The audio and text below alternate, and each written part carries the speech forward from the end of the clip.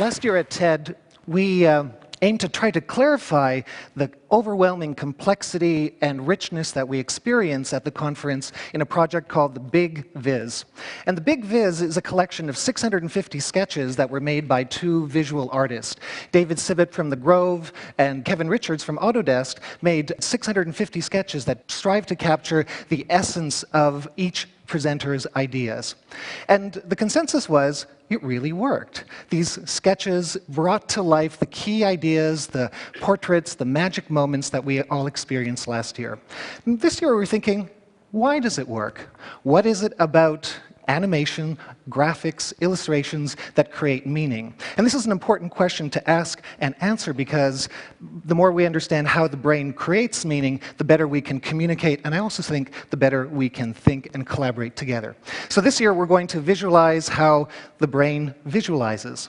Cognitive psychologists now tell us that the brain doesn't actually see the world as it is, but instead creates a series of mental models through a collection of aha moments or moments of discovery through various processing. The processing, of course, begins with the eyes. Light enters, hits the back of the retina, and is circulated, most of which is streamed to the very back of the brain at the primary visual cortex.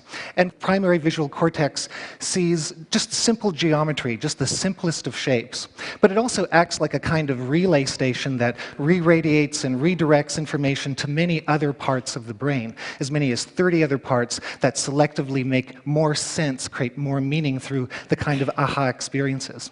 We're only going to talk about 3 of them. So the first one is called the ventral stream. It's on this side of the brain, and this is the part of the brain that will recognize what something is. It's the what detector. Look at a hand, look at a remote control, chair, book. So that's the part of the brain that is activated when you give a word to something. A second part of the brain is called the dorsal stream, and what it does is locates the object in physical body space. So if you look around the stage here, you'll create a kind of mental map of the stage, and if you closed your eyes, you'd be able to mentally navigate it. You'd be activating the dorsal stream if you did that. The third part that I'd like to talk about is the limbic system, and this is deep inside of the brain. It's very old evolutionarily, and it's the part that feels. It's the kind of the gut center where you see an image and you go, oh, I have a strong or emotional reaction to whatever I'm seeing. So the combination of these processing centers help us make meaning in very different ways. So what can we learn about this? How can we apply this insight? Well, again, the schematic view is that the eye visually interrogates what we look at. The brain processes this in parallel, the figments of information, asking a whole bunch of questions to create a unified mental model. So, for example, when you look at this image, a good graphic invites the eye to dart around and to selectively create a visual logic. So the act of engaging and looking at the image creates the meaning. It's the selective logic. Now, we've augmented this and spatialized this information. Many of you may remember the magic wall that we built in conjunction with Perceptive Pixel, where we quite literally create an infinite wall. And so we can compare and contrast the big ideas. So the act of engaging and creating interactive imagery enriches meaning. It activates a different part of the brain.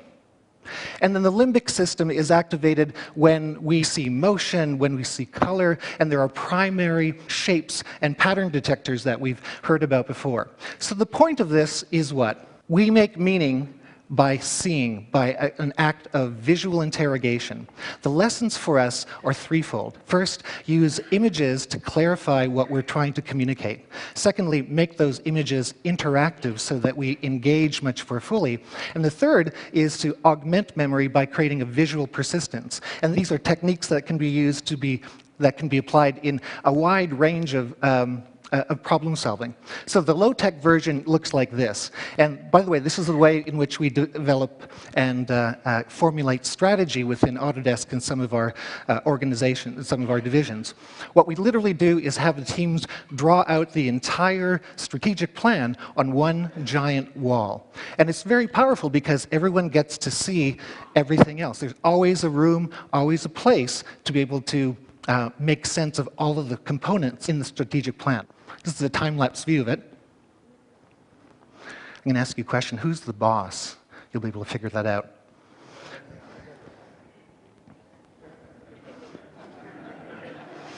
So the act of collectively and collaboratively building the image transforms the collaboration. No PowerPoint is used in 2 days, but instead the entire team creates a shared mental model that they can all agree on and move forward on.